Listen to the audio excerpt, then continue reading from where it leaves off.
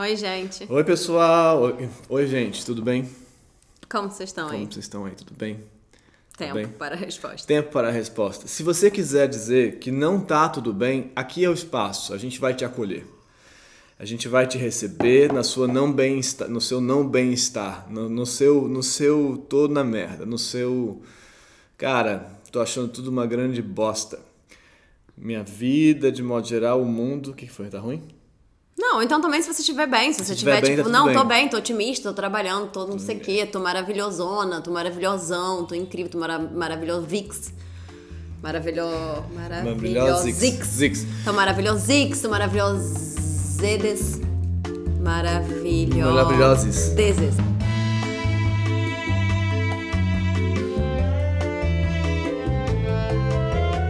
Esse vídeo aqui é sobre essa coisa que a gente não sabia que existia e que a gente descobriu que existia nesta quarta-feira, última, passada, que é essa coisa que parece que chama positividade tóxica. Eu não sabia que existia, sendo sincero, tá? Eu não sabia que isso existia.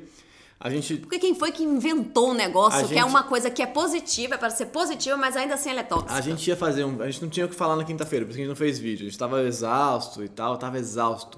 Aí eu queria fazer um vídeo que ia chamar Tá Todo Mundo Exausto. Mas aí a gente não fez porque a gente tava exausto, não conseguiu fazer. Mas esse vídeo é sobre isso também. Esse vídeo é sobre isso também. Também é sobre isso. Então vamos lá. Aí a gente vai estar concentrado, hoje é um vídeo concentrado. Não é. Aí a gente então fez uma live, o Flor tava um pouco embriagado e tal, e resolveu fazer uma live no Instagram, que é o lugar, né, dessa florescência desse novo movimento que é a positividade tóxica.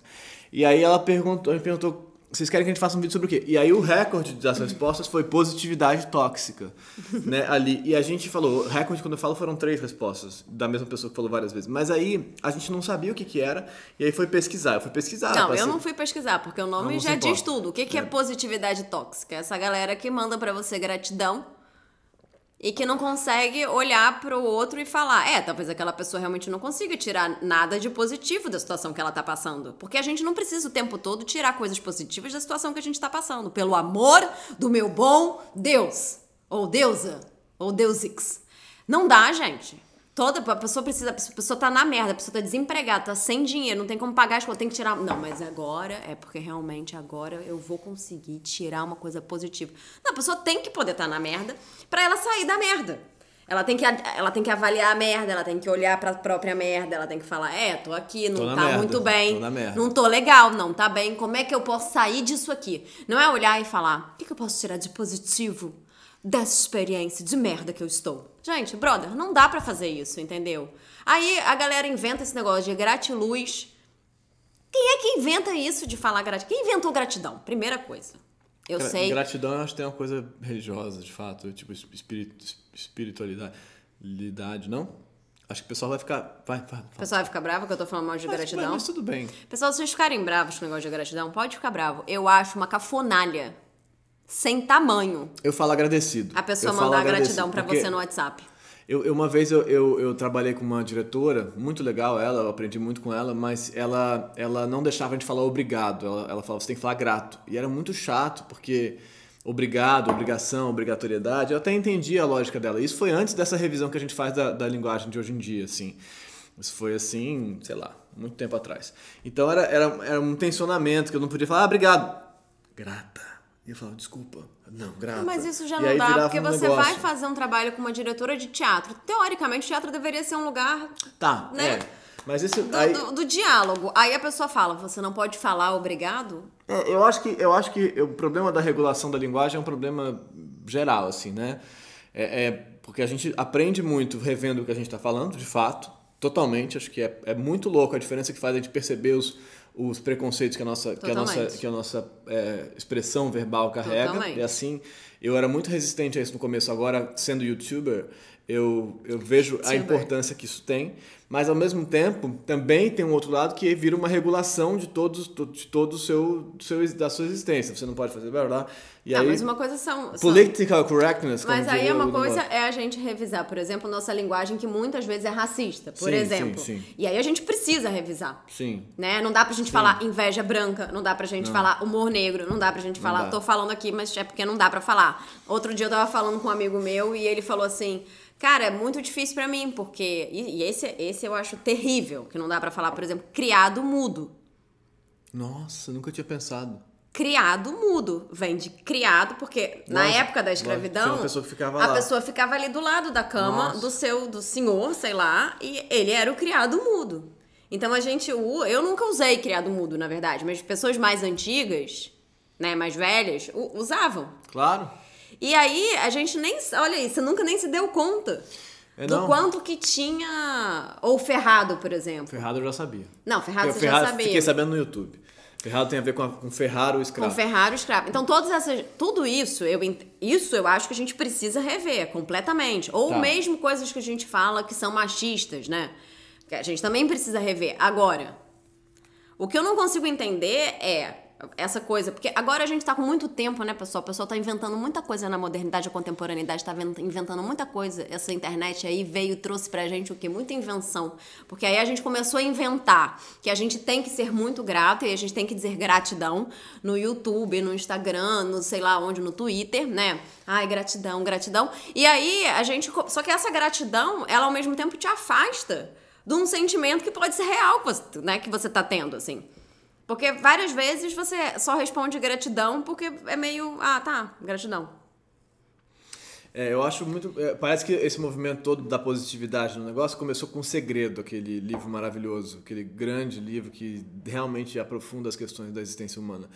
E aí, a partir daí, o segredo para você ser feliz é ver tudo com uma experiência positiva e a cocriação da realidade, que eu acho maravilhoso. Um negócio pra gente fazer gratidão. A cocriação da realidade. Vocês já viram isso? Coaching é cocriação quântica da realidade. Então você imagina o positivo acontece.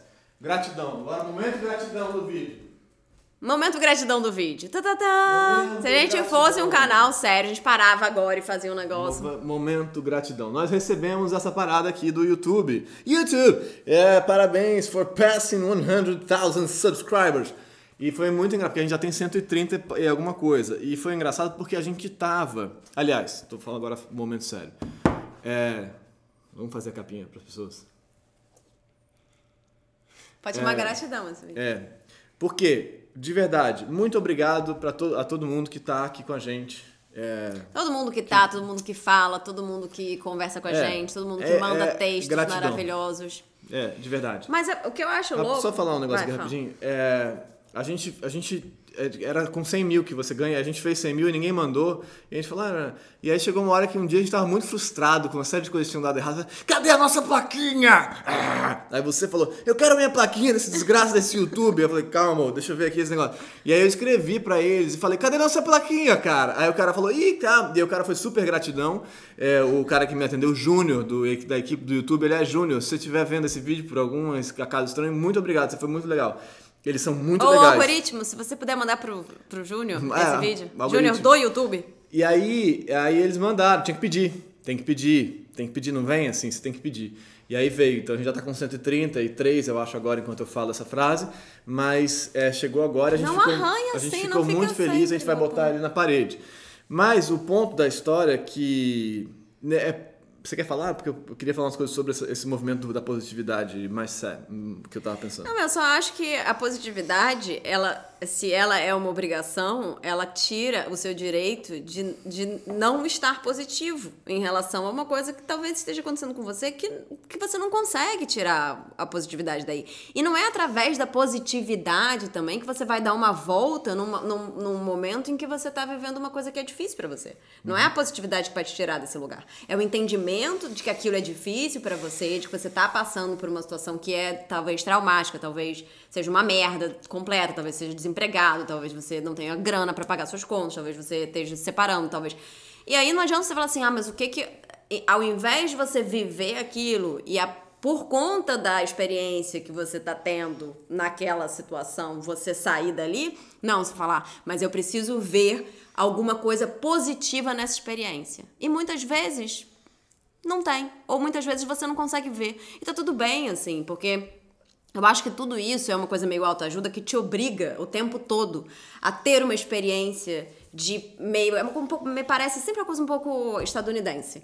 Que você precisa ter uma experiência de sair dali meio à procura da felicidade, sabe? Will Smith e o filhinho dele, bonitinho demais, meu pai do céu. criança, virou, inclusive, um rapaz alto, grande, lindíssimo também. Ele virou cantor, né? Virou, ele é um rapper, ele é, tipo, maravilhoso, assim, ele canta pra caramba, ele é incrível. Mas é muito a procura da felicidade, é muito isso. Tipo, os dois ali fazendo aquele filme, pai e filho, que é fofo, você vê um pouco a relação deles. É claro que o pai tá ali, de certa forma, explorando aquela criança, né? Linda, de Black Power, todo descolado, que faz super bem. Mas é isso, o cara tá numa puta de uma merda e tal, mas ele não desiste, ele vai, ele conquista, tipo, ele vai conseguir sair daquilo, não. E, cara, às vezes você precisa de um tempo vivendo aquilo ali pra você falar, cara, como é que eu saio daqui? Quem eu sou agora pra sair daqui, né? Acho que essa coisa da positividade também te impossibilita ver aonde você tá. É o que eu acho.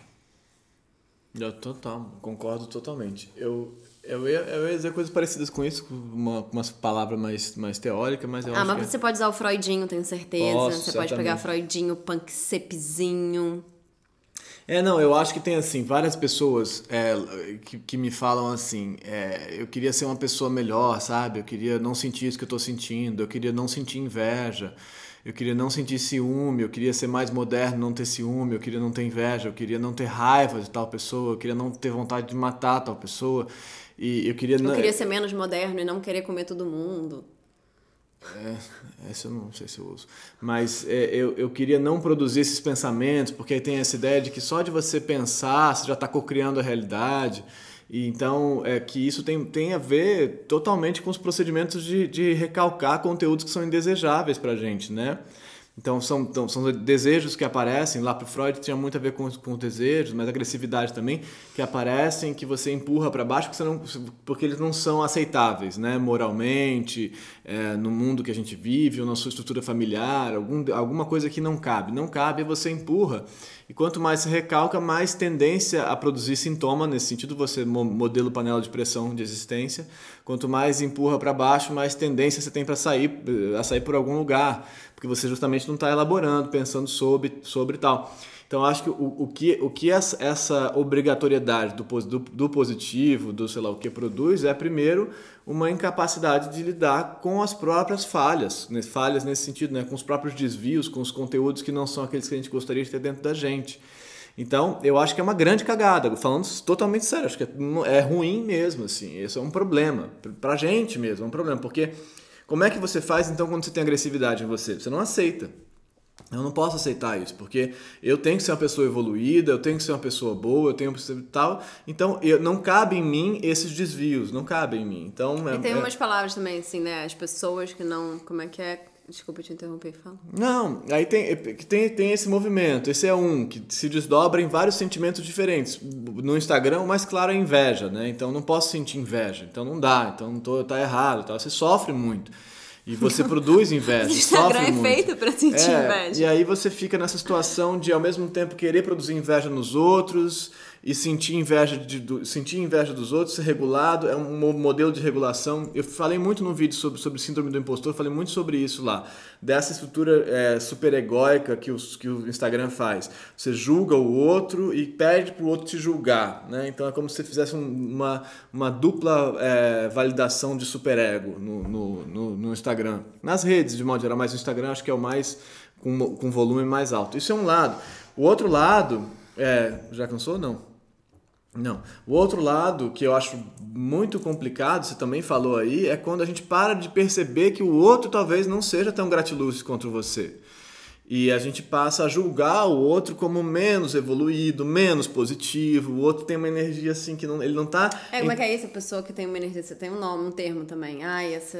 Essas energias que eu não quero. Good vibes only, né? Good não vibes pode, only. bad vibes... Não, pô, o cara é mó bad vibe. Cara, às vezes você tá numa bad vibe. Tô na bad aqui, me ajuda... E aí a empatia, que é outra fala, que a gente nem sabe o que quer dizer empatia, de onde que vem essa palavra, o que ela quer dizer, como é que funcionam os movimentos de percepção e identificação com o outro. A gente não entende nada disso e a gente fala que a gente tem que ser empático. Tem que ser empático, né? E aí você tem que ser empático, mas você não aceita o sofrimento do outro. Então o outro não pode entrar aqui porque ele está numa energia ruim. E assim a gente vai desdobrando coisas, ou então porque o outro não é tão evoluído espiritualmente quanto você. Isso o Buda está falando lá já, gente, o orgulho da evolução. Então, a última coisa, o Shakyamuni Buda, o Buda histórico, a última coisa que ele vai tentar enfrentar é o orgulho da própria elevação espiritual, porque você passa a se achar muito bom, muito bacana e tal. Que é o que acontece, que é o que a gente mais vê, né? Então... pessoas são muito yogis, ou pessoas que são muito espiritualizadas e tal, e são vaidosérrimas da própria yogice, ou da própria espiritualidade, ou da própria conexão com sei lá o quê. Aí você fala, bro, tu foi até aí, tu fez esse tanto de meditação, agora pra você estar se vangloriando da sua meditação. Assim, mas eu medito 25 horas por dia, então eu sou um ser muito iluminado, então eu sou muito melhor que você que não consegue meditar 15 minutos. Brother... vai perder teu tempo com outra parada, entendeu? E eu acho que, por exemplo, nesse momento pandêmico... Tô muito carioca hoje, né? Nesse momento pandêmico que a gente tá vivendo, você não ter espaço pro sofrimento, pro medo, pra agressividade, pra raiva, pra frustração, é uma grande cagada. Porque agora fica difícil de olhar para as coisas de uma perspectiva positiva. Não que eu não ache que, de fato, a crise é uma chance de aprendizado. Isso é um clichê com o qual eu concordo. A primeira coisa é a percepção da crise. Não, é a experiência da crise. Você tem que a crise é maravilhoso. A crise só é um aprendizado quando você experimenta a crise. Senão você não aprende nada. Você só recalca uns negócios e foge, se debate. Porque senão você fala assim, você tá em crise, mas assim... Como é que eu posso rapidamente não estar nessa crise? Como é que eu posso sair dessa crise e tirar uma coisa boa dessa crise?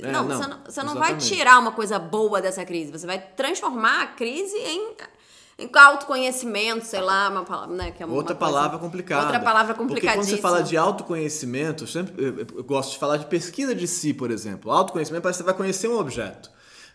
Eu conheço isso aqui. Não sei se é assim, porque você está em fluxo, você não sabe bem essa hermenêutica de você mesmo olhando para você, ela vai se deslocando. Quem é que está olhando para quem enquanto você olha para você mesmo, percebe? Não é simples. Então, autoconhecimento é uma parada meio ilusória muitas vezes. Mas o ponto importantíssimo disso que você está falando é... Você só tem aprendizado quando você vivencia a falha na pressuposição do que vai se dar. Na expectativa. Então, na previsão, né? Então, você tem uma previsão, você tem uma frustração, aquilo não retornou do jeito que você gostaria. Se você se debate e finge que não, e fala, tá tudo bem, né? E você não aprendeu. Só aprende quando você fala, poxa, por que será que essa parada aconteceu? Por que eu tô me sentindo assim? E tal. Não, e se você se frustrou, você se frustrar. Você chorar, você se debater, você falar, mas eu queria que isso tivesse acontecido, mas eu não queria que ele tivesse ido embora e terminado comigo, ou mas eu não queria que tivessem me mandado embora, mas eu não queria que não ter passado no vestibular, mas eu não queria. E falar, caralho, isso aconteceu, e que merda que isso aconteceu, e agora, pra onde é que eu vou? Aí, quando você fala, e agora pra onde é que eu vou? Aí você pode pensar em ir pra algum lugar. Eu acho que sim. Eu acho, então, que não há nada de positivo na positividade, nesse sentido. Porque só a ideia de que você... Por exemplo, essa coisa de good vibes only, a vida... Meus amores amados, pessoal todo aqui com a gente. A vida não é good vibes only. Não é. Não existe. A vida vai ter sempre altos e baixos. Sempre. Todo sucesso ou todo positivo que você tiver na sua vida, uma hora tu vai ter um negativo. Não vai dar pra você ter só positivo. Não, assim, a gente vê isso aí, é diário. Vão ter momentos em que a vida vai... Ou você vai conquistar coisas e tal, e depois você vai perder coisas, depois você vai conquistar outras coisas, depois você vai entender outras coisas. Mas não dá pra ser positivo. Como é que é? É good vibes only. Tem uma coisa que eu acho... dessa espécie de noção de valência da vida, né? O valor na experiência positiva e negativa. Eu era muito resistente em relação a isso. Eu falava, mas o que é positivo e o que é negativo? Aí depois estudando, aí você começa a entender que tem lá as experiências, o que a gente experimenta, de modo geral, é valorado entre... Isso é gostoso, isso não é gostoso, isso é ruim, isso me dá... Às vezes vem junto, né? Mistura, é ruim e bom ao mesmo tempo. Mas o fato é que a base da nossa consciência ela funciona pela experiência de bom e ruim, né? Gostei, não gostei. Tá muito quente, tá gostoso. Por isso, só para dar um exemplo bem tosco, assim. Bom abraçar, estranho abraçar. E assim vai indo. Então, se a gente não conseguir ter esses dois lados de experiência, a gente não consegue se guiar no mundo. As valências positiva e negativa das experiências são uma maneira de guiar a gente pelo mundo. concretamente falando. E isso diz respeito ao que a gente encontra fora, né, no mundo, isso não, isso é um pouco agressivo pra mim, não gosto disso e tal, e é o que vem de dentro da gente também, tipo, tô me sentindo um negócio meio estranho. Se você não entender o que vem de dentro como uma valência positiva ou negativa e processar ela e tal, você vai sofrer mais com isso, porque você vai então empurrar, negar, fazer o que você vai fazer, ou com o mundo negar e tal e tal. Então as valências são, por definição, not good vibes only, são vibes de pelo menos dois sinais, bom e ruim. Gosto, não gosto. Às vezes esses dois sinais vêm juntos e emaranhados. Mas então não faz sentido mesmo dizer good vibes only, no sentido da nossa existência. Não faz sentido dizer isso. E a outra coisa é você não perceber o outro, né? O outro que de repente não tá, aquilo que você já falou, mas o outro talvez esteja passando por uma situação que ele não tá tão bem. E aí como é que você vai fazer se ele não tá tão bem, se ele não tá tão gratilux? Eu cismo que é gratilux. Tão gratiluz. Se ele não tá gratiluz, como é que você vai fazer com esse outro? Você vai simplesmente falar, não posso lidar, porque ele não está tão good vibes only. Ele tá bad vibes only. Então eu não vou lidar com essa pessoa. Sendo que de repente essa pessoa é sua amiga, de repente essa pessoa precisa que você diga pra ela, tudo bem, você tá mal, tudo bem, vamos aí, como é que a gente pode conversar? Então, não me parece que faz sentido. E outra coisa que não me parece que faz sentido, a gente ficar dando esse bando de nome pras paradas, gente.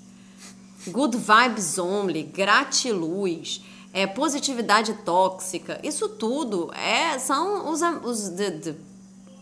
os norte-americanos enganando a gente novamente. Então vamos parar, pelo amor de Deus, dar ouvido a essa gente. Eu acho, por exemplo, eu entendo isso aí como, por exemplo, masculinidade tóxica, né, que é um termo que virou também uma coisa. Eu também tenho resistência a essa ultranomeação. Mas, por outro lado, se não tivesse essa terminologia, a gente não estaria fazendo esse vídeo e falando sobre isso. Tem um outro lado da história, que as palavras, muito embora sejam maneiras de organizar o nosso discurso para cá ou para lá, elas também viabilizam o pensamento, por outro lado. Então, eu diria que a masculinidade, ela não precisa dizer que ela é sempre tóxica, a masculinidade. Esse tipo de masculino, quando você fala masculinidade, ela é tóxica, sempre. Você nem precisa botar o tóxico. Você tem que botar o tóxico para dizer que ele é tóxica, porque a pessoa não vai entender que ela é sozinha. Mas essa ideia de masculino que a gente vive na sociedade capitalista, monogâmica, normativa, blá, blá, blá, blá, ela é tóxica, sempre. Não tem uma masculinidade que não é tóxica. Eu acho que agora a gente abriu um outro vídeo, tamo aí, acho que tô de acordo, mas vamos aí, tá bom? Tá bom pra vocês? Tá bom. Pra mim tá bom. Ai, pessoal. Obrigado pelos... Obrigada pelos 100... Pela plaquinha de 100k. Tchau, gente. Até amanhã. Vocês podem reparar que ela é muito brilhante. Ela é tipo disco de prata. Platina. Lembra na Xuxa que ela ganhava disco de prata? Então, é igual.